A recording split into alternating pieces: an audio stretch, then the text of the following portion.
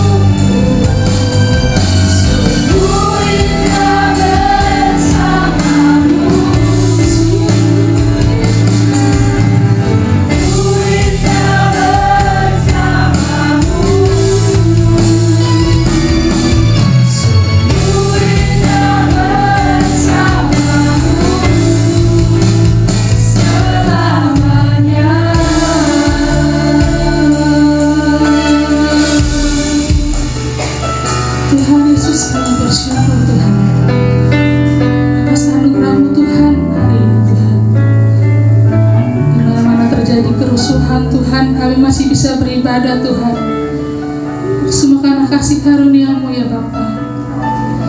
Terima kasih Tuhan, Tuhan tolong pimpin ibadah kami Tuhan dari awal hingga akhir Tuhan.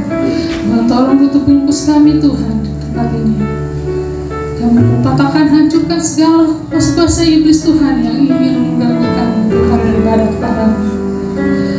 Kami juga berdoa Tuhan untuk saudara-saudara kami yang mungkin dalam perjalanan beribadah Tuhan. Tuhan pimpin Tuhan, Tuhan sertai. Tibakan di tempat ini dengan selamat Tuhan. Terima kasih Tuhan. Kami siap memuji, memuliakan nama-Mu Tuhan. Hanya di dalam nama Tuhan Yesus kami sudah bersyukur. Haleluya. Amin. Mari kita datang dengan hati penuh syukur. Kita datang sebaiknya.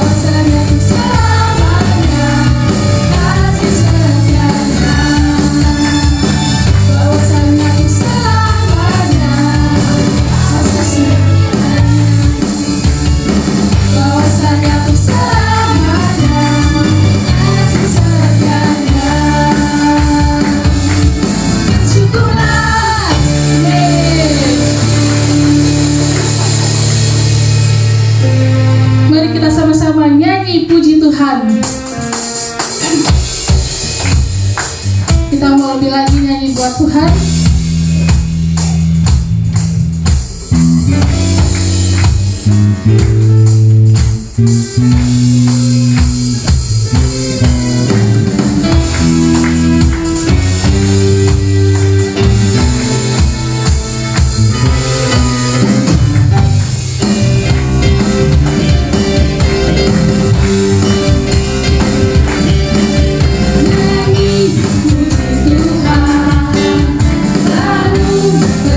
Terusnya tempat ini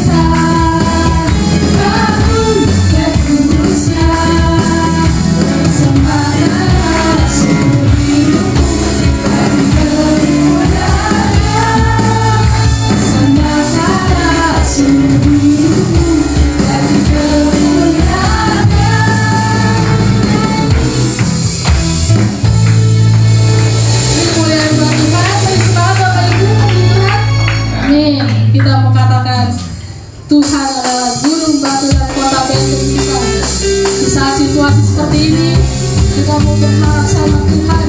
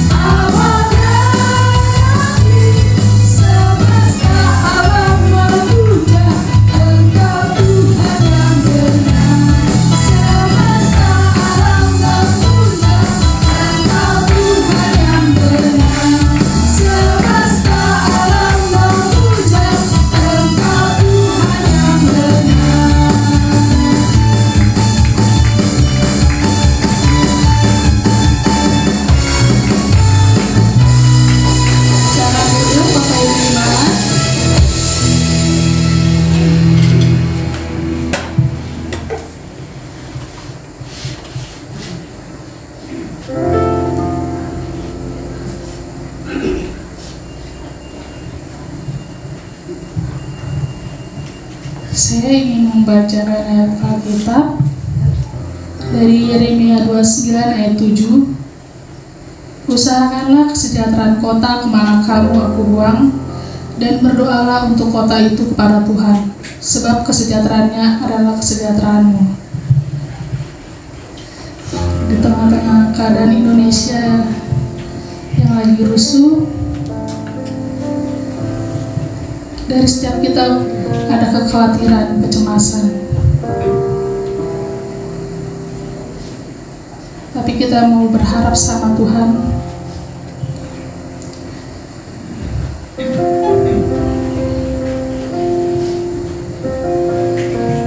Tadi pagi waktu saya bangun tidur, saya ngecek HP di depan kantor saya kan ada Polsek Mayoran, diserang juga. Dari semua kantor polisi seperti yang diserang. Mari kita sama-sama doakan Indonesia, doakan kesejahteraan Indonesia. Melalui pujian ini mari kita naikkan doa kita.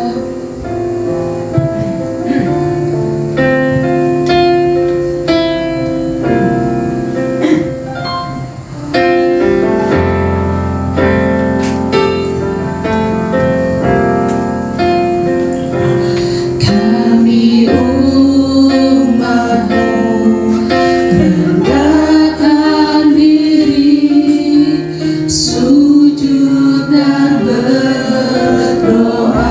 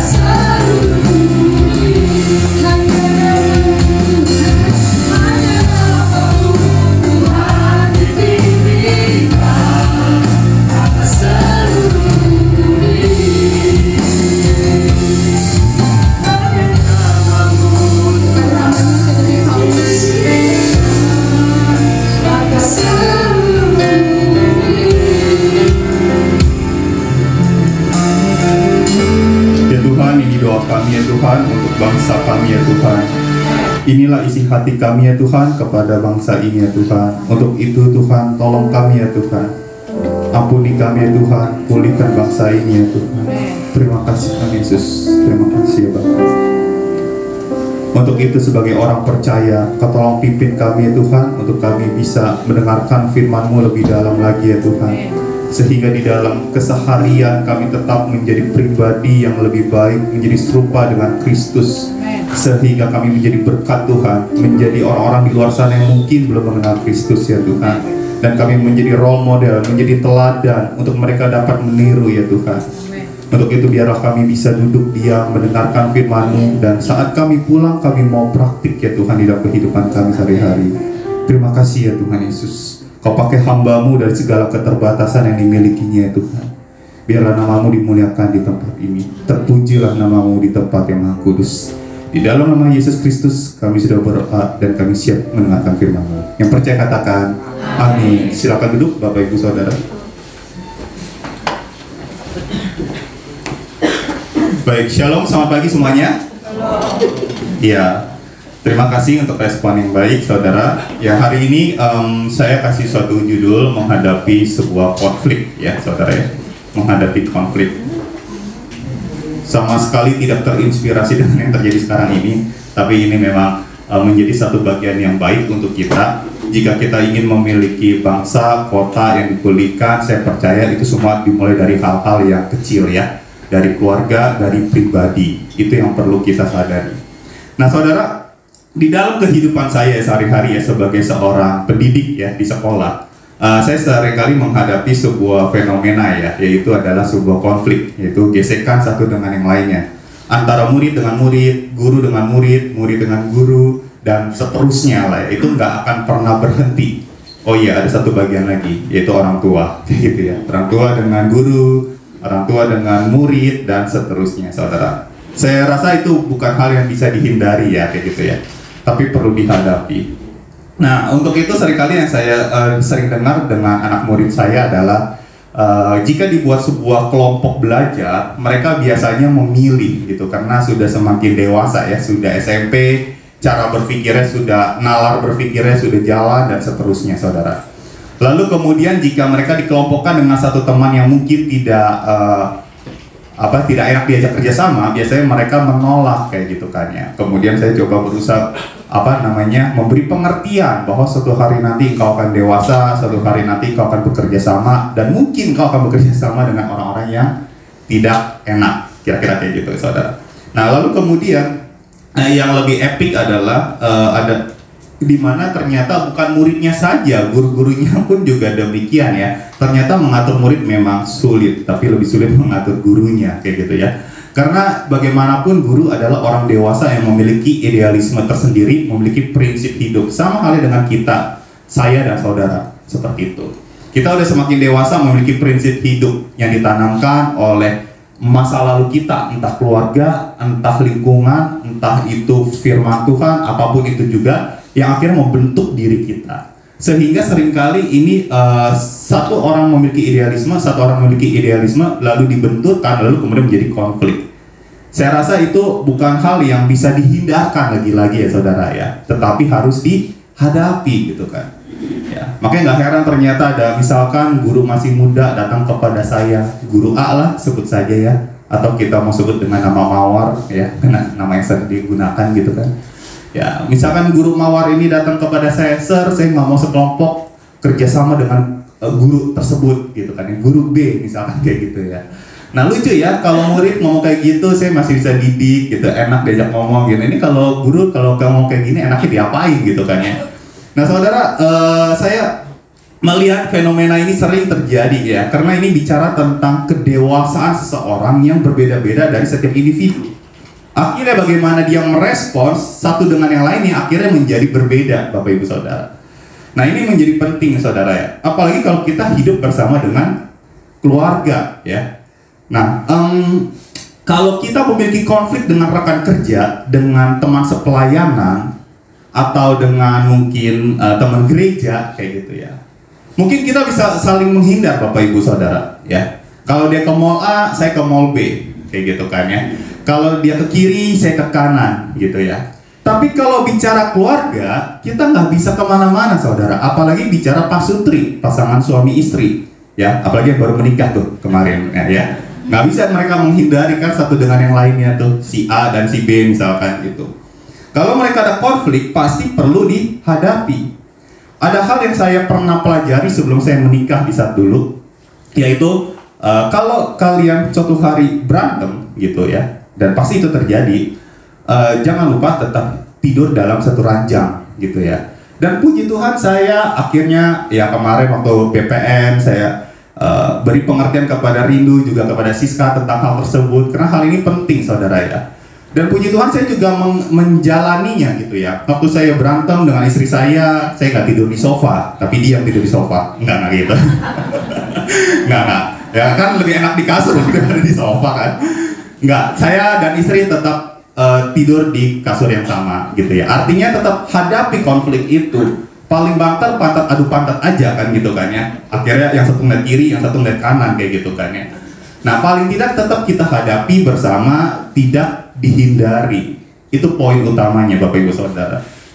Nah hidup bersama keluarga itu memang tidak bisa dihindarkan kayak gitu. Kemudian saya teringat dulu ya, waktu saya lulus dari SMA, saya ingat koko saya udah entah dengan alasan apa dia izin lalu tinggal bersama dengan opa-oma kayak gitu ya. Saya nggak mau ketinggalan, saya lulus SMA saya juga mau demikian, saya minta papi mami untuk saya tinggal sama oma kayak gitu. Opa sudah tidak ada ya pada saat itu. Nah kenapa? Karena saya bilang saya mau jagain oma. Baik ya saudara ya. Tapi ternyata itu diselimuti dengan suatu alasan yang luar biasa saudara ya. Karena saya nggak mau tinggal satu atap dengan papi saya dulu.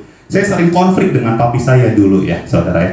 Namun singkat cerita, puji Tuhan, hal itu akhirnya tuh nggak bisa dihindari. Konflik ternyata sering terjadi walau kami beda rumah, beda tempat tinggal ya. Apalagi cuma beda berapa jarak, yang satu di 37 nomornya, yang satu nomor 9 gitu kan. Nah jadi kami hanya beda jarak gitu doang gitu. Nah saudara, akhirnya konflik tidak bisa terhindarkan, akhirnya tetap ada aja gitu. Puji Tuhan akhirnya saya dan papi rekonsiliasi dan seterusnya saudara ya. Dan sampai detik ini apakah masih ada konflik? Iya masih ada, karena kami masih menginjak bumi ya. Saya bukan manusia sempurna juga, saya sering berbuat salah juga dan seterusnya saudara. Nah penyebab masalah yang sering terjadi dalam keluarga itu adalah, boleh tolong slide-nya, karena anak dan orang tua itu hidup di zaman yang jelas-jelas berbeda ya saudara ya. Anak saudara dan saudara sendiri hidup di zaman yang jelas-jelas berbeda. Kesulitan yang dihadapi itu jelas berbeda saudara ya. Sehingga prinsip hidupnya juga pasti berbeda gitu. Sehingga bahkan cara menyalahkan, cara mengajar, mendidik, membesarkan anak pun juga berbeda gitu ya. Makanya baiknya kita jika kita suatu hari memiliki anak tersebut kemudian dewasa, punya anak lagi, sebagai orang tua, baiknya kita juga tidak terlalu ikut campur. Tapi kita bisa tetap memberi nasihat yang baik sesuai dengan koridor firman Tuhan. Mengapa? Karena mereka memiliki prinsip-prinsip hidup juga tentunya pada akhirnya. Asal kita arahkan dengan benar melalui firman Tuhan tentunya. Nah saudara, saya seringkali melihat ini karena ya saudara ya, antara orang tua dengan anak, karena itu yang makanan saya sehari-hari gitu ya. Apalagi kemarin sekolah saya lagi open house gitu, artinya mau buka pendaftaran anak baru ya. Tiba-tiba ada satu keluarga, bapak, emak sama anak gitu kan ya. Nah suatu kali papanya tuh bilang, "Sir, gimana kurikulum di sini, sekolah di sini?" Ya baiknya memang kayak gitu ya, kalau orang mau daftar anaknya ke sekolahnya kayak gitu kan ya, sekolah yang ditujunya gitu.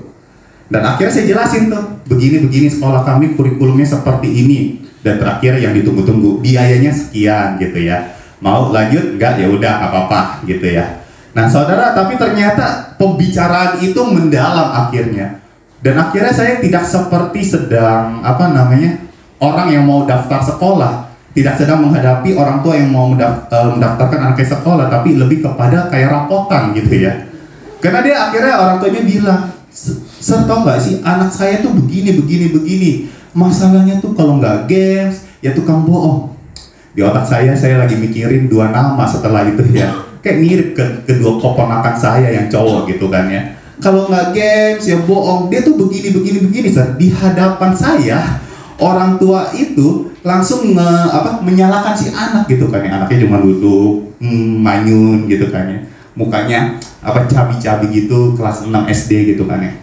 Lalu mamanya juga kemudian menimpali, iya Sir, anak saya tuh, aduh pusing deh saya ngadepinnya. Kalau pulang sekolah yang dipikirin cuma main kayak gitu kan. Mirip banget ya dengan dua keponakan saya yang cowok itu. Yang satu E, yang satu F gitu kan. Kalau ya saya nggak sebut namanya karena tidak baik ya saudara. Lalu akhirnya saya bilang, saya kok kayak sedang menghadapi orang tua yang rapotan gitu ya. Kan kalian belum bagian dari sekolah kami gitu ya, daftar dulu kayak gitu kan ya, tanda tangan dulu paling tidak. Nah itulah yang saya mau tekankan, itulah cara orang tua saudara ya, seringkali berbeda ya, karena waktu kita membesarkan anak, kita itu membesarkan anak di zaman yang jelas-jelas berbeda zamannya, eranya berbeda, digital dan lain sebagainya kayak gitu kan, dan seterusnya. Lalu yang kedua, penyebab masalah yang terjadi di dalam keluarga juga adalah ya ekspektasi sih gitu ya. Boleh tolong next slide. Setiap individu di dalam keluarga memiliki ekspektasi yang berbeda ya saudara ya, yang seringkali tidak sesuai dengan harapan ya. Misalkan saya gitu ya, saya aja ya saudara ya, ekspektasi saya terhadap istri saya waktu saya pulang sekolah lagi ya, pulang kerja ya, kesannya kayak nggak lulus gitu ya. Kalau saya pulang kerja gitu, saya maunya tuh ngapain? Olahraga, makan, tidur. Ya itu ekspektasi saya, gitu kan. Terus istri saya harapkan dia memaklumi apa yang saya mau, gitu ya. Tapi kan ternyata ekspektasi istri ya tidak seperti itu. Ya pulang, cuci-cuci, kalau perlu ya mandi, kemudian makan, terus ngobrol bareng, kayak gitu kan. Itu ekspektasi istri saya, gitu kan ya. Nah, saudara, yang jadi masalah jika kedua ekspektasi ini tidak terpenuhi, maka itu akan tersimpan terus-menerus. Kalau kita tipe orang yang sering menghindari konflik, akhirnya kita membiarkan konflik itu ada di dalam hati kita. Kemudian itu menjadi pahit hati yang kita simpan bertahun-tahun. Lalu kemudian jika kita berantem dengan satu masalah, kita langsung meledak. Lu sih orangnya begini, lu yang begitu. Dan saya pernah menghadapi teman saya sendiri yang seperti itu saudara. Bertahun-tahun sudah menikah, lalu kemudian dia meledak dan hampir saja bercerai gitu. Karena keduanya egonya juga sama-sama tinggi gitu ya. Udahlah, lu kalau diajak ngomong nggak bisa, dan seterusnya. Nah saudara, ini yang menjadi masalah ya. Ekspektasi yang yang diharapkan itu kemudian tidak dikomunikasikan, akhirnya menjadi bahaya kalau disimpan terus-menerus. Nah, ini yang perlu kita hadapi Bapak Ibu Saudara ya. Artinya, gesekan itu, konflik itu akan selalu ada. Yang perlu kita lakukan adalah respon yang tepat. Respon yang tepat adalah menghadapinya, Saudara, bukan menghindarinya. Karena banyak orang yang senang menghindarinya, kemudian membiarkannya seolah-olah masalah sudah selesai.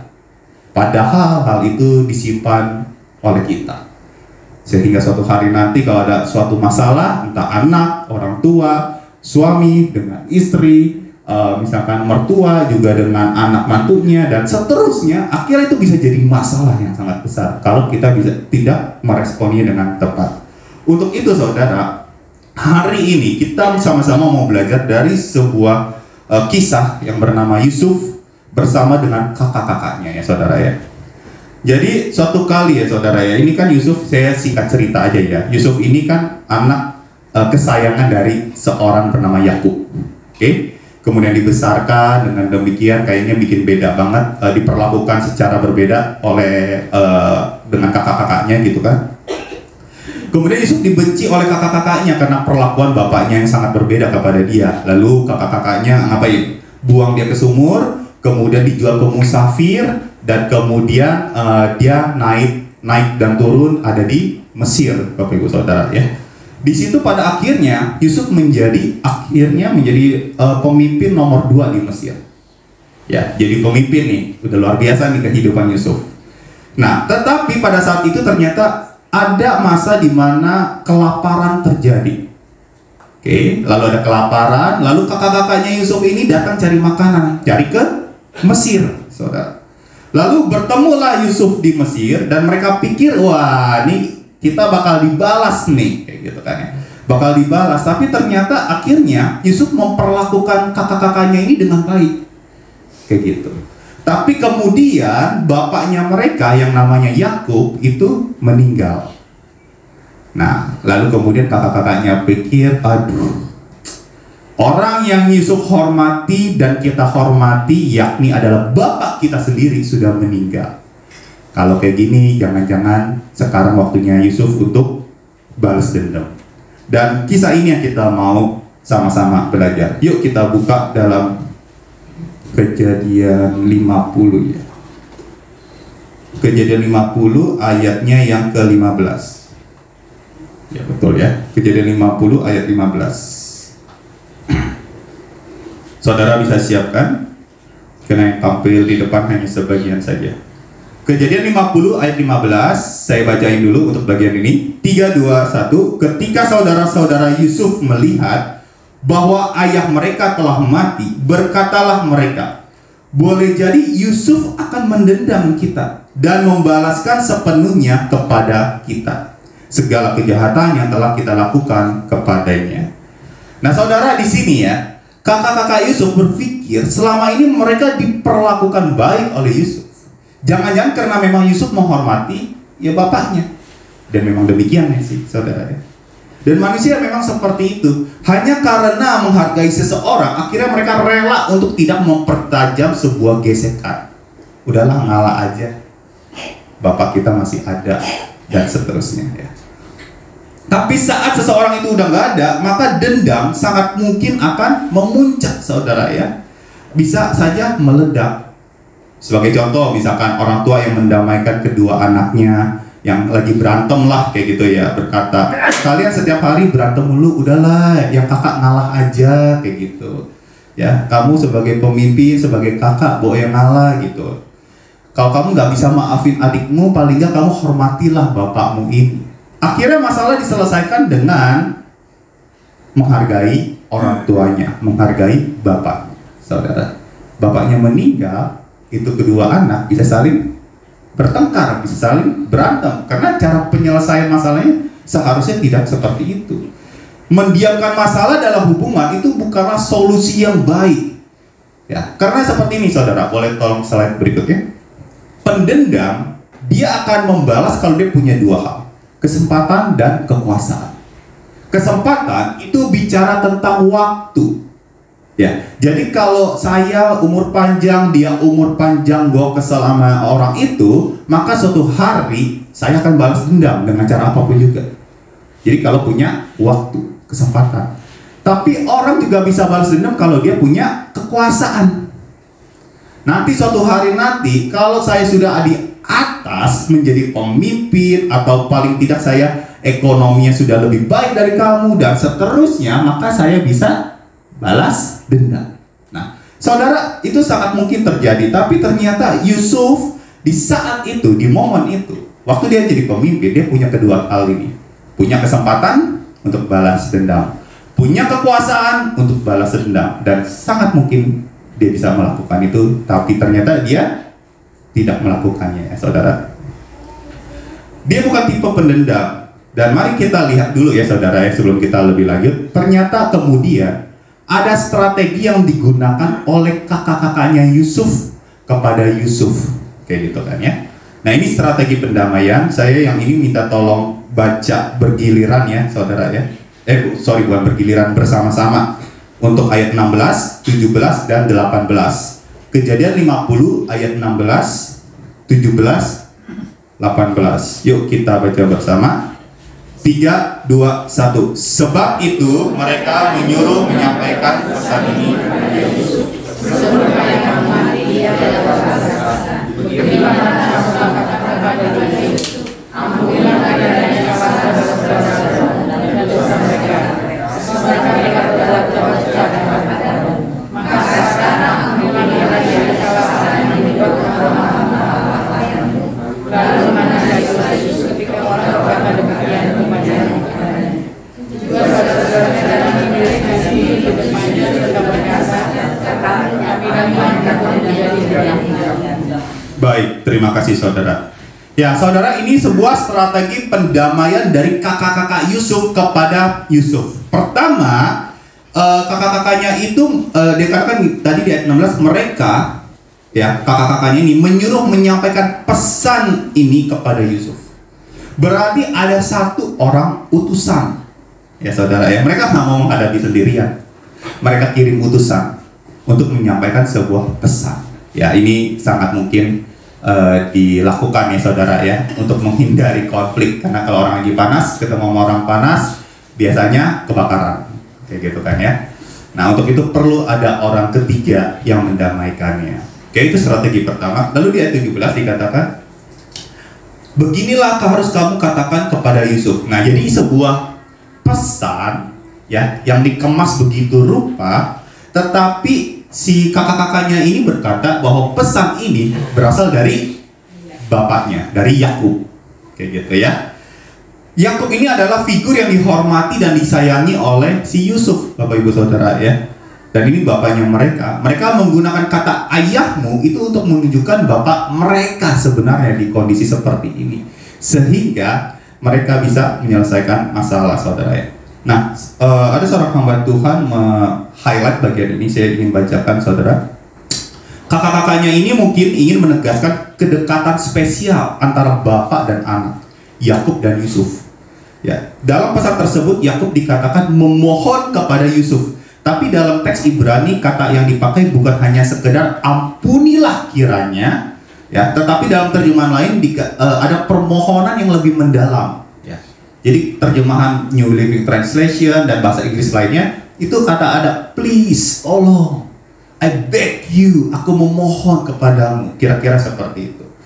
Dan ini adalah kalimat-kalimat yang sangat mungkin Yusuf sulit untuk menolaknya, saudara, ya.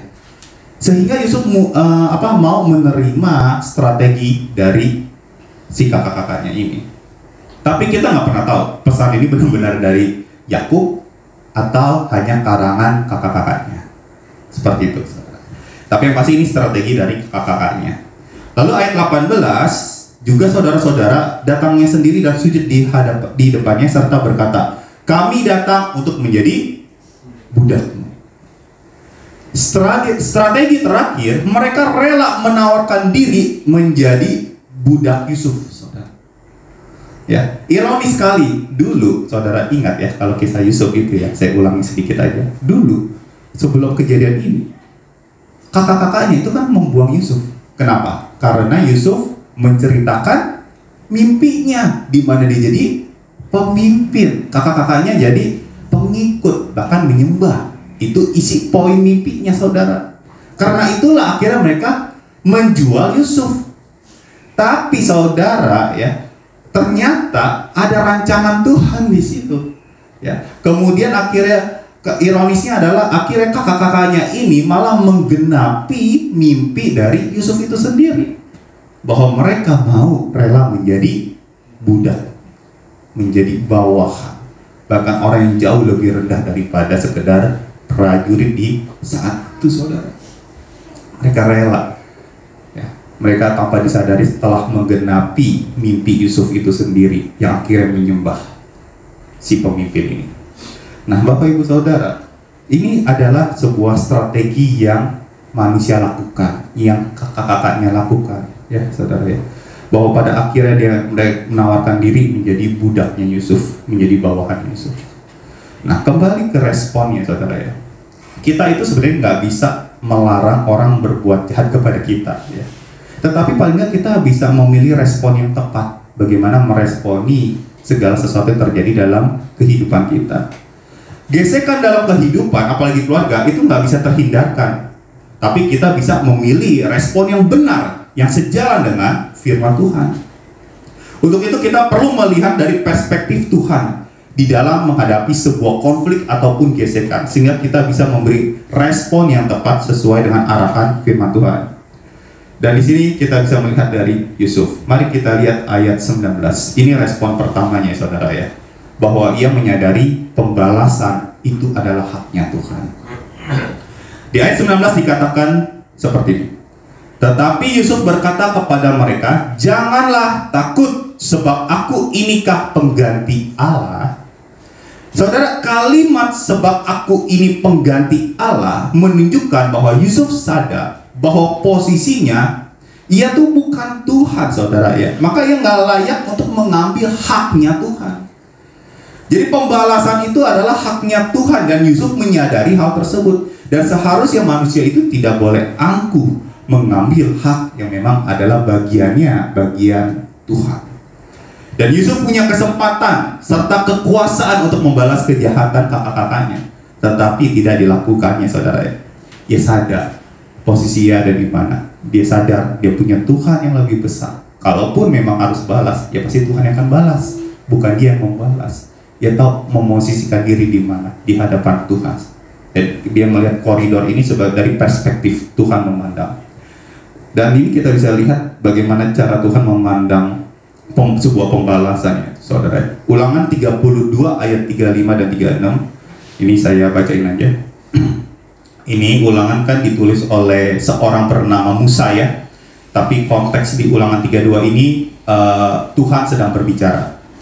Dikatakan, hakkulah dendam dan pembalasan. Itu jelas ayat 35.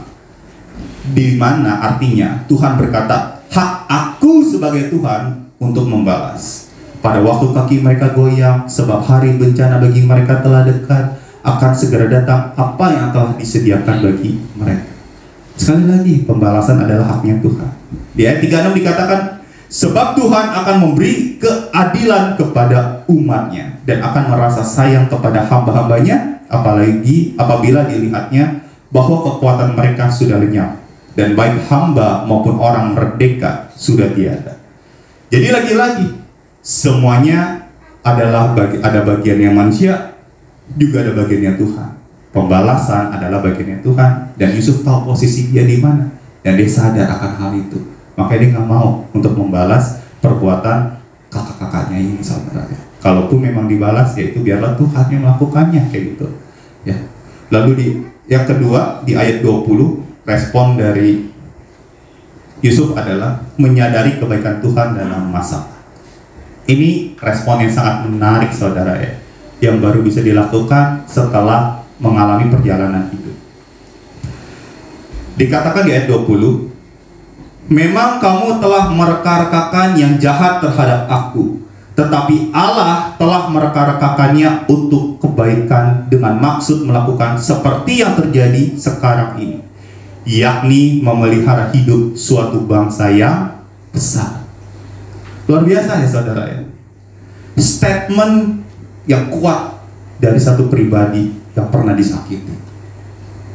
Memang kamu, hai saudara-saudaraku, mungkin bisa berkata demikian ya, saudara, kamu tuh jahat sama aku, tapi Tuhan telah memberikan kebaikan di dalam situasi tersebut dengan maksud melakukan seperti yang terjadi sekarang ini. Pada akhirnya aku menjadi seorang pemimpin dan bisa memelihara hidup suatu bangsa yang besar. Jadi ada rencana Tuhan, saudara, ternyata di situ. Berarti, saudara, respon yang tepat yang kedua adalah menyadari kebaikan Tuhan di dalam sebuah situasi atau peristiwa yang terjadi dalam kehidupan kita. Dan Yusuf sadar bahwa akhirnya pengalaman pahit yang dilaluinya itu ternyata akhirnya dapat mendatangkan sebuah kebaikan. Saya boleh minta tolong Aldo untuk iringi instrumen, Dok. Thank you. Ia baru bisa melihatnya setelah ia menjadi pemimpin. Tetapi kebaikan yang dilihat Yusuf bukan kebaikan hanya untuk dirinya semata. Nah, orang tuh berpikir gini, saudara ya. Oh, oke, Allah turut bekerja untuk mendatangkan kebaikan. Betul ya, saudara ya. Allah turut bekerja untuk mendatangkan kebaikan. Saya percaya dan yakin. Ya, masih banyak orang Kristen yang mengimani ayat tersebut dengan ujung-ujungnya kebaikan diarahkan ke dirinya. Berarti hidupku baik-baik saja, damai, aman, sejahtera, sentosa, dan seterusnya. Tapi di ayat ini kita tuh mau diajarin, saudara ya, bahwa pada akhirnya kebaikan itu bukan untuk kita nikmati sendiri. Pada akhirnya sebagai orang percaya kita dituntut untuk jadi berkat bagi orang lain, bukan hanya untuk diri kita. Itulah yang dikerjakan oleh Yusuf. Ternyata kesulitan hidup yang dialaminya pada akhirnya satu titik yang menyadari bahwa oh iya ya, Kalau saja saya tidak mengalami kesulitan seperti yang lalu, bagaimana saya dijual oleh orang-orang yang harusnya mengasihi saya, yaitu kakak-kakak saya, dengan segala macam lika-liku kehidupan, naik turun kehidupan, bahkan juga di Mesir, saya boleh lalui itu. Ternyata pada akhirnya Tuhan ada rancangan yang indah di situ, bahwa saya bisa menjadi pemimpin, bukan hanya sekedar memimpin dengan yang tangan besi, tetapi bisa memahami, mengerti orang-orang yang di bawah saya. Dan pada akhirnya ia memahami hal tersebut, dan ternyata saya bisa menggunakan kekuasaan ini untuk jadi berkat, untuk jadi berkat. Nah saudara, ini hal yang luar biasa saudara. Karena seringkali ya, maaf ya, orang Kristen itu seringkali bahkan masuk ke gereja itu tujuannya adalah apa yang gua dapat. Walau mungkin itu nggak sepenuhnya salah, tapi tidak utuh sebagai seluruh firman Tuhan, saudara.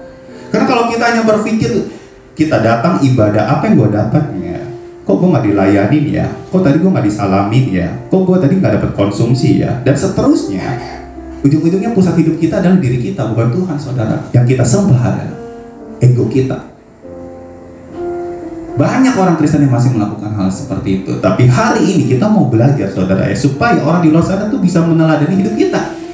Karena nggak ada role model yang tepat untuk di bangsa ini jika bukan anak Tuhan, saudara. Untuk itu sebagai anak Tuhan kita harus menjadi beda. Orientasinya ke firman Tuhan, orientasinya ke Tuhan. Apa yang Tuhan mau. Tuhan berbicara kepadaku sehingga aku bisa melakukan hal yang baik yang Kau mau di dalam kehidupan ini. Dan pada akhirnya apa yang Kau lakukan yang baik ini juga bisa menjadi kebaikan bagi orang lain. Bukan untuk diriku saja, tapi untuk orang lain. Itu yang Tuhan mau, saudara. Banyak orang yang tidak bisa melihat hal baik dalam situasi sulit karena memahami kebaikan dengan cara yang keliru. Ya, karena orientasinya diri sendiri yang tadi saya katakan. Tapi Yusuf memahaminya dari perspektif Tuhan, yang melihat kebaikan dalam situasi sulit, bahkan dalam taraf kebaikan ilahi. Ini yang luar biasa. Jadi saudara, kalau kita bergesekan dengan seseorang, mari, jangan lari, jangan tetapi hadapi, bukan jangan hadapi ya, maaf salah kata. Kalau kita bergesekan dengan seseorang, jangan lari, tetapi hadapi. Mungkin Tuhan izinkan orang itu hadir, tapi dia mengesalkan Pak, dia mengesalkan Paul, dia mengesalkan Luz, kayak gitu kan. Saudara, siapapun orang yang Tuhan izinkan untuk hadir dalam kehidupan kita, saya percaya ya, orang itu pasti ada untuk mendewasakan kita. Baik buruknya orang itu pasti untuk mendewasakan kita. Karena antara dua, antara kita belajar dari orang itu atau orang itu belajar dari kita. Maka dari itu kita mau belajar, saudara, untuk terus serupa dengan Kristus di dalam kehidupan sehari-hari, sehingga kita menjadi dewasa ke arah Kristus. Saudara, karena sangat mungkin suatu hari nanti kita juga akan dipakai oleh Tuhan untuk menggenapi rencananya, saudara. Dan kita bisa jadi berkat bagi orang banyak. Mungkin kapasitas kita tidak seluas Yusuf di dalam konteks Alkitab, tapi mungkin di dalam keluarga kita, lingkungan kita, dan seterusnya. Yang pasti kita bisa jadi berkat. Amin Bapak Ibu Saudara. Roma 8 ayat 28, Allah turut bekerja dalam segala sesuatu untuk mendatangkan kebaikan. Amin. Tapi bukan untuk diri kita sendiri, juga untuk orang-orang di luar sana. Dan yang terakhir, respon ketiga, saya minta tolong Bapak Ibu Saudara membacakannya, ayat 21 dan 22. Ayat 21 dan 22, mari kita baca. 3, 2, 1. Jadi janganlah takut, apakah menanggung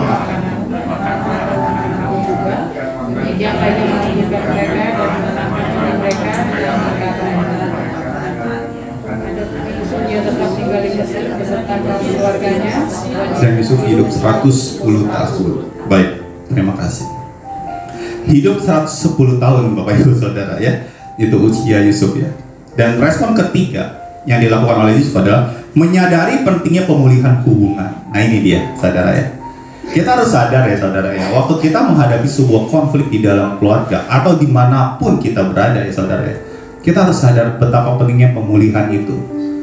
Karena jujur, kalau sebagai orang timur kita ya, seringkali itu kita lebih senang menghindari masalah dengan cara mendiamkan masalah tersebut. Sampai satu titik kita baru sadar masalah itu bisa memuncak. Kenapa? Karena kepahitan tersebut kita simpan. Satu masalah bikin meledak, hancurlah hubungan tersebut. Sekali lagi, kalau kita rekan kerja mungkin kita bisa bilang, alah dia ke mall A, gue ke mall B aja. Tapi kalau konteks keluarga, engkau ke mall A, engkau ada di mall A, saudara. Engkau ke mall B, engkau ada di mall B. Istilahnya seperti itu. Yusuf berusaha mendekatkan diri dengan kakak-kakaknya. Dengan apa? Menanggung kebutuhan hidup mereka. Karena konteksnya di situ ia memiliki kemampuan, kompetensi. Ia mau berelasi kembali bersama kakak-kakaknya. Ini luar biasa saudara ya. Udahlah lu kumpul lagi lah sama gue lah, istilahnya gitu. Nanti aku yang akan mencukupi kebutuhan. Padahal saudara, dengan cara seperti itu, konflik kan sangat mungkin timbul kembali. Betul nggak saudara? Sangat mungkin timbul kembali. Tapi Yusuf berani mengambil resiko itu karena dia sadar pentingnya pemulihan. Udahlah, balik lagi aja.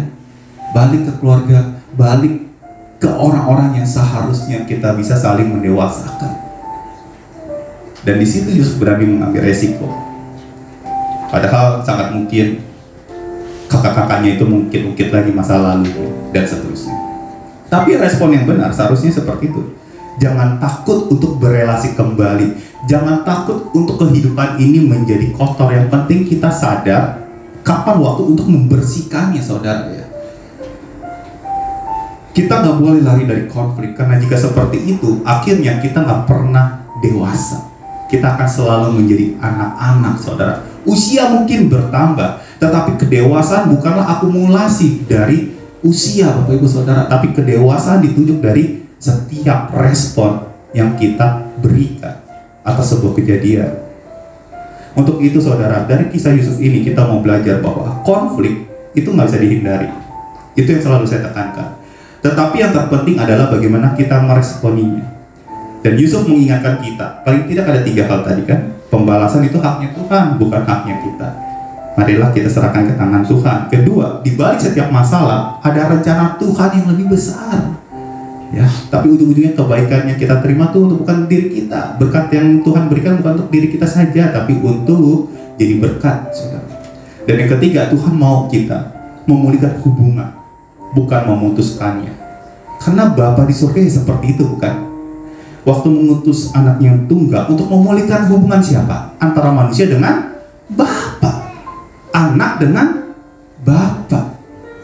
Hubungan kita sudah rusak di kitab Kejadian, di taman Getsemani lagi, di Taman Eden, saudara. Hubungan kita rusak, saudara. Kenapa? Karena manusia tidak taat di situ. Untuk itu perlu ada jembatan, perlu ada satu pribadi yang datang, itu adalah Yesus Kristus. Dan Tuhan sangat suka dengan yang namanya satu kata ini, pemulihan. Pemulihan. Jika saudara sedang menghadapi sebuah konflik, ingat satu kata ini, pemulihan. Entah bagaimana caranya, saudara perlu meresponi hal itu dengan tepat dan cepat, sehingga saudara bisa jadi berkat pada akhirnya. Entah di keluarga, entah di tempat kerja, entah mungkin di tempat pelayanan, atau dimanapun saudara berada. Satu kata yang sangat penting, pemulihan. Karena itulah yang Bapa rindukan. Sebagaimana Ia mengutus anak yang tunggal, sehingga kita, manusia, anak-anaknya, dipulihkanlah hubungannya dengan Bapa di surga. Amin, saudara. Mari kita berdoa.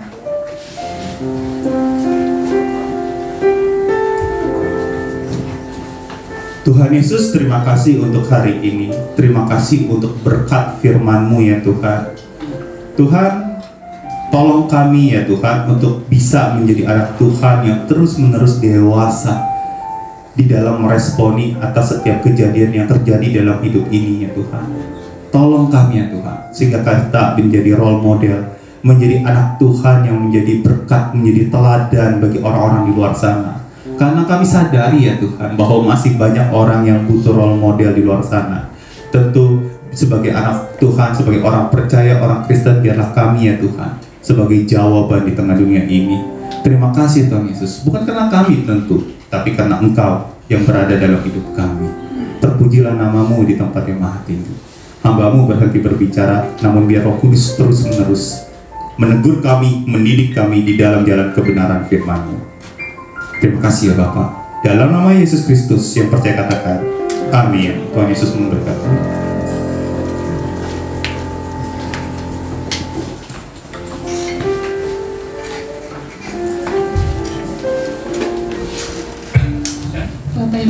diberkati oleh firman Tuhan. Amin. Ibu Gembala dan Jemaat Alberta mengucapkan terima kasih atas pelayanan Bapak Paulus, Tuhan Yesus memberkati dan keluarga. Mari kita siapkan persembahan, kita memberikan yang terbaik buat Tuhan. Saya undang pelayan kolektor maju ke depan.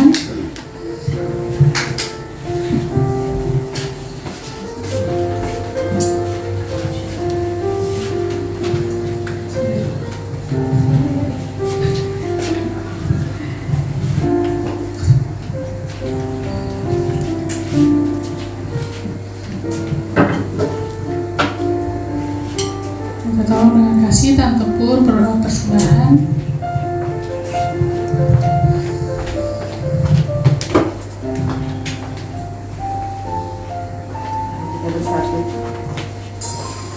Mari kita bersatu dalam doa. Bapa dalam kerajaan surga, kami bersyukur berterima kasih Tuhan buat kehadiran-Mu, buat lawatan-Mu, buat perkenanan-Mu Tuhan. Kau ada di tempat ini, Kau sudah menjamah dan melawat kami.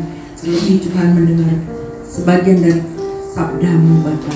Ya Tuhan, ingatkan kepada kami terus Tuhan kuat di dalam Engkau. Kami terus Tuhan dapat menghadapi konflik apapun masalah yang kami hadapi. Kami yakin dan percaya ada rencana-Mu yang indah buat kami. Tuhan berkati Paulus, Tuhan PDP Paulus yang telah menyampaikan kebenaran firman-Mu. Kau terus Tuhan pakai dia dimanapun Tuhan tempatkan dia, boleh menjadi berkat bagi banyak orang. Nama Tuhan ditinggikan, diagungkan dan dimuliakan. Bapa dalam surga, saat ini juga kami diberi kesempatan untuk memberikan persembahan Tuhan. Kami tahu kalau kami dapat memberi, itu semua daripada-Mu Tuhan. Ajar kami untuk memberi dengan hati yang tulus dan penuh sukacita. Biar setiap persembahan ini juga boleh berguna bagi hormat dan kemuliaan nama-Mu. Kami serahkan persembahan ini Tuhan hanya di dalam nama Tuhan Yesus Kristus. Haleluya. Amin. Saya mulai membacakan doa Bapak.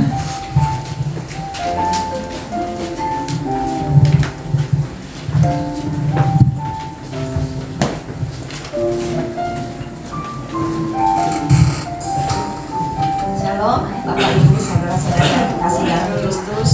Puji Tuhan ya, walaupun di tengah situasi yang penuh ketidakpastian seperti pagi ini, kita masih bisa tetap datang, kita tetap beribadah di tempat ini, dan saya yakin percaya kita semua tetap ada dalam perlindungan Tuhan. Dan sebelum saya membacakan beberapa warta, apakah ada di antara Bapak Ibu yang baru pertama kali beribadah di tempat ini? Oh iya, puji Tuhan, mungkin dimohon kesediaannya Ibu untuk berdiri supaya kita semua bisa kenal ya. Ya, selamat datang, selamat beribadah. Dan kalau memang Ibu belum memiliki tempat ibadah yang tetap, kami undang untuk beribadah di tempat ini untuk minggu-minggu selanjutnya. Tuhan Yesus memberkati. Dan mungkin juga ada di antara Bapak Ibu beberapa keluarga dari Saudara Rindu dan Saudari Siska, ya, kami ucapkan juga selamat beribadah di tempat ini. Tuhan Yesus memberkati. Keluarga besar DBI Alberta juga mengucapkan terima kasih kepada PDP Paulus yang sudah melayani pada pagi hari ini. Tuhan Yesus memberkati. Dan juga kami mengucapkan terima kasih kepada semua pelayan yang telah setia melayani dalam kebaktian umum hari ini. Tuhan Yesus memberkati dengan bonus yang khusus. Untuk Komsel Pemuda Alberta diadakan pada minggu ini, tapi kelihatannya dibatalkan ya karena situasi seperti ini. Untuk sementara Komsel Pemuda yang semula akan diadakan hari ini jadi dibatalkan, diundur ke minggu depan ya. Jadi buat para pemuda yang biasanya ikut Komsel ini nanti dibatalkan, jadi berkumpulnya lagi diadakan minggu yang akan datang. Untuk jemaat wanita diundang hadir dalam kebaktian kaum wanita Permata yang akan diadakan di rumah Ibu Gembala, yaitu di Jalan Sunter Indah 6, Blok HI 2 nomor 2 jam 10 pagi. Jadi biasa kalau yang ikut KW kita adakan di tempat ini di gereja. Khusus untuk Selasa minggu depan akan diadakan di rumah Ibu Gembala ya. Jadi jangan salah, nanti langsung aja datang ke rumah Ibu Gembala Selasa jam 10 pagi. Dan firman Tuhan akan disampaikan oleh Diaken Yong Puryantini Handoko. Mari juga bergabung bersama kami dalam benteng doa GBI Alberta setiap Jumat jam 10 pagi. Tapi minggu ini karena tanggal merah, tanggal 5 adalah hari libur nasional, jadi untuk benteng doa juga ditiadakan minggu ini, dan kita akan adakan kembali di minggu yang akan datang. Kaum muda diajak untuk hadir setiap hari Sabtu sore jam 6 dalam komunitas Alberta Youth Team, dan hari Sabtu ini tanggal 6 September akan diadakan acara kebersamaan. Seluruh jemaat juga diundang kembali hadir dalam kebaktian umum minggu depan tanggal 7 September jam 8 pagi. Firman Tuhan akan disampaikan oleh Pendeta Kamelia Suryanto. Dan minggu depan juga kita akan kembali menikmati tubuh dan darah Kristus dalam perjamuan kudus. Untuk perjamuan ini hanya dapat dinikmati oleh jemaat yang sudah dibaptis air. Dan jemaat juga diberikan kesempatan untuk mengembalikan perpuluhan. Jadi kita bisa mempersiapkannya ya dari rumah. Dan juga untuk para orang tua diharapkan bisa membawa anak-anaknya saat beribadah, supaya anak-anak juga bisa mengikuti sekolah minggu di kelas lantai 3 bersamaan dengan kebaktian umum. Kami mengucapkan terima kasih kepada Bapak David Hanata yang sudah mempersembahkan untuk dana OTA sebesar Rp200.000, PDP Mona sebesar Rp500.000. Tuhan Yesus memberkati. Selamat mengarungi Bahtera Rumah Tangga. Gembala Jemaat, BPG dan seluruh jemaat mengucapkan selamat mengarungi Bahtera Rumah Tangga kepada Bapak Nurindu Setiawan dan Ibu Beniman Waruwu yang kemarin sudah melangsungkan pemberkatan pernikahan dan resepsi kemarin siang ya. Selamat membina rumah tangga dan menempuh hidup yang baru. Mungkin bisa berdiri sekali lagi supaya bisa lihat nih pengantin baru kita ya. Yesus memberkati. Jangan lupa juga kita bisa tetap menyatukan hati berdoa buat gereja kita, khususnya juga buat negara kita ya, yang dalam situasi dan kondisi seperti saat ini tidak ada yang bisa kita lakukan sebagai anak-anak Tuhan kecuali kita membawa bangsa negara kita di dalam doa.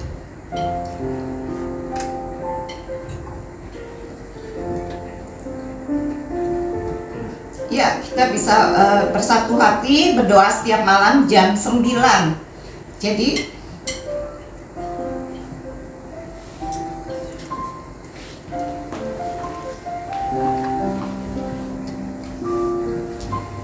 kita nggak perlu datang ke gereja untuk berdoa.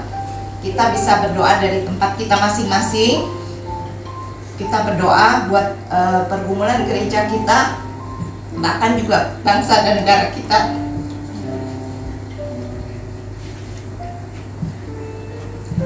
Ya, kita juga jangan bosan-bosan mengajak dan mengingatkan keluarga kita, saudara tetangga untuk beribadah bersama di gereja Alberta. Kita bisa ingatkan mereka melalui WA, telepon, dan juga kunjungan.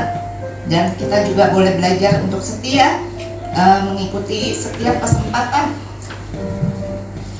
untuk beribadah ya, karena tadi pagi juga saya merasakan nggak setiap kali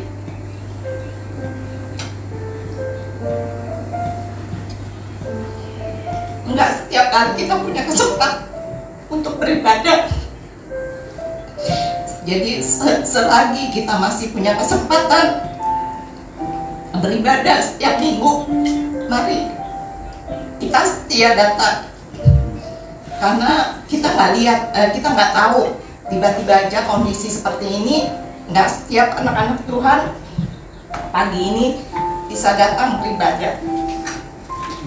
Jadi mari saudara-saudari, kita bisa tetap setia datang beribadah setiap minggu ya, selagi Tuhan masih memberikan kesempatan buat kita. Ya, kita juga bisa mengikuti kegiatan-kegiatan gereja kita melalui warta digital yang dikirimkan melalui WA group. Dan juga mungkin untuk situasi seperti saat ini, kita bisa lihat-lihat, memperhatikan beberapa pengumuman yang kadang kita sampaikan melalui WA group ya. Jadi kita bisa mengikuti kegiatan-kegiatan gereja kita. Itu aja, mungkin ada tambahan dari Ibu Gembala. Ya, kita akan menutup ibadah kita. Saya undang saudara-saudari untuk bangkit berdiri. Kita akan menutup ibadah kita dan doa berkat nanti akan disampaikan oleh Ibu Gembala.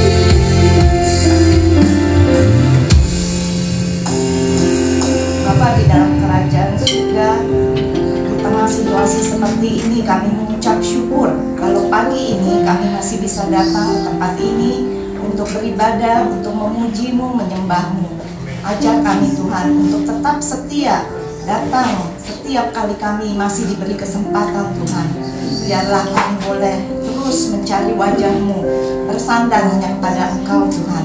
Kami bersyukur untuk penyertaan-Mu, perlindungan-Mu, pemeliharaanmu, sehingga kami bisa ada sebagaimana kami ada saat ini Tuhan. Itu semua karena kasih anugerah daripada Engkau. Bapa, kami juga bersyukur untuk setiap firman yang sudah kami dengar. Biarlah Tuhan firman ini boleh menjadi pedoman dalam kehidupan kami. Bahkan kami mau belajar untuk melakukannya dalam kehidupan kami sehari-hari. Terutama Tuhan, pada pagi hari ini kami boleh diajar bagaimana kami bisa menghadapi konflik dengan memberikan respon yang tepat. Ajar kami Tuhan sebagai anak-anak Tuhan, ketika kami menghadapi masalah, ketika kami menghadapi konflik, kami akan memberikan respon yang tepat, sehingga melalui sikap kami, perbuatan kami, perkataan kami di dalam menghadapi konflik tersebut, kami bisa menjadi berkat buat orang-orang di sekitar kami. Terima kasih Tuhan, kami juga bersyukur untuk hamba-Mu PDP Paulus yang sudah Engkau utus untuk menyampaikan firman-Mu pagi ini Tuhan. Biarlah Tuhan Engkau juga yang memberkati dia dengan berkat yang khusus di dalam setiap pekerjaan yang dia lakukan sebagai seorang pendidik, sebagai seorang hamba Tuhan. Engkau pakai dia luar biasa Tuhan, dan Engkau tambah-tambahkan hikmat kepadanya sehingga dia boleh melakukan setiap tugas yang Engkau berikan, yang pada akhirnya bisa membawa kemuliaan bagi nama-Mu. Terima kasih Tuhan, kami juga menyerahkan untuk Sela sebagai seorang pendampingnya Tuhan.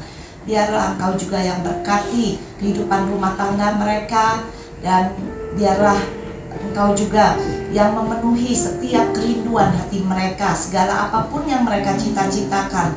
Ketika mereka menyerahkannya ke dalam tangan-Mu, maka kami yakin percaya Engkau yang akan menggenapinya. Terima kasih Tuhan, kami juga bersyukur kalau di tengah-tengah kami, Ibu Gembala kami boleh ada di tempat ini Tuhan. Biarlah Engkau juga yang terus memberikan kekuatan, kesehatan bagi beliau Tuhan, sehingga Engkau juga mampukan beliau di dalam menggembalakan setiap jemaat yang sudah Engkau percayakan.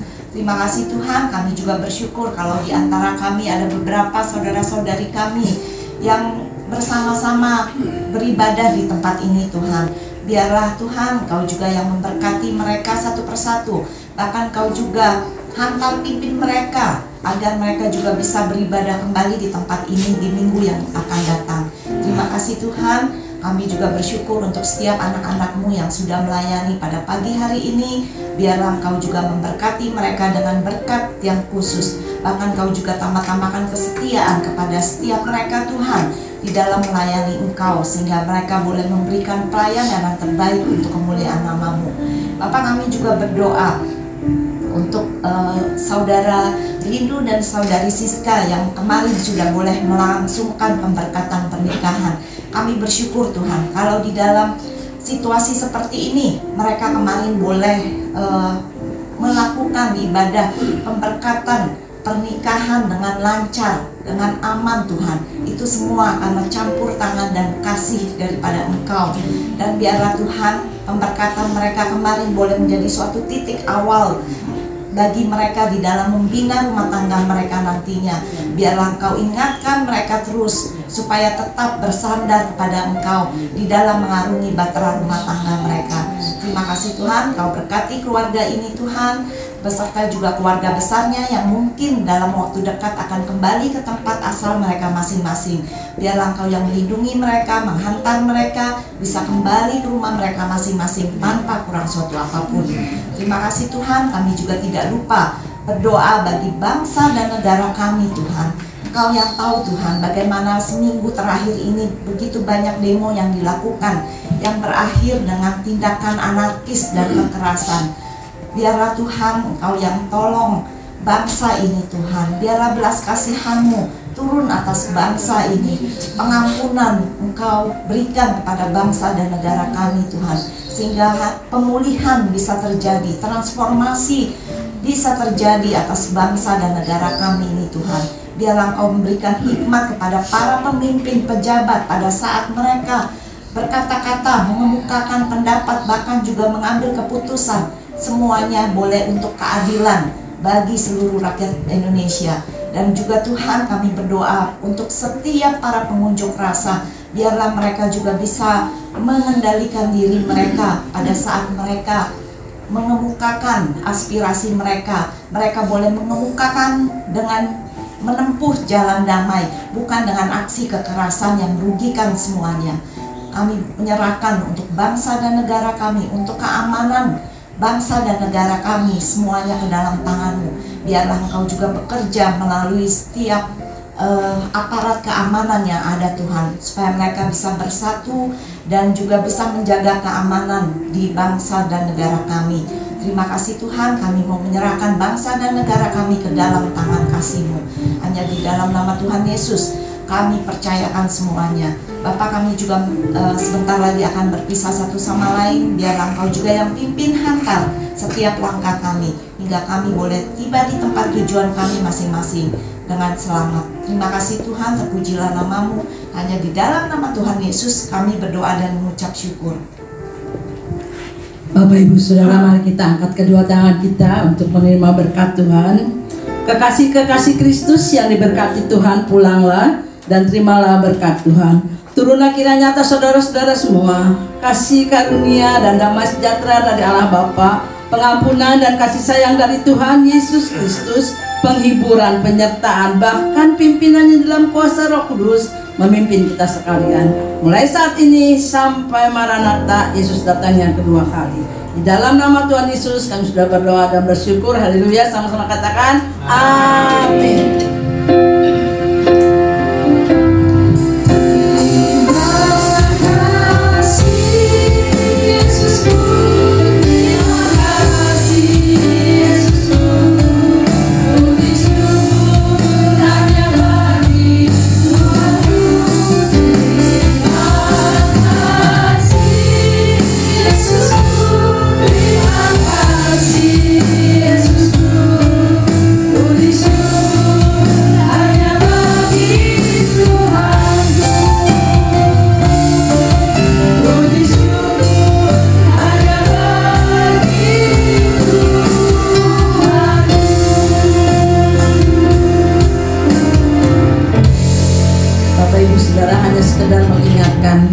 Setelah selesai ibadah lebih baik kita pulang ke rumah masing-masing, nggak usah jalan-jalan, nggak usah kemana-mana untuk menghindarkan sesuatu yang tidak kita inginkan. Terima kasih.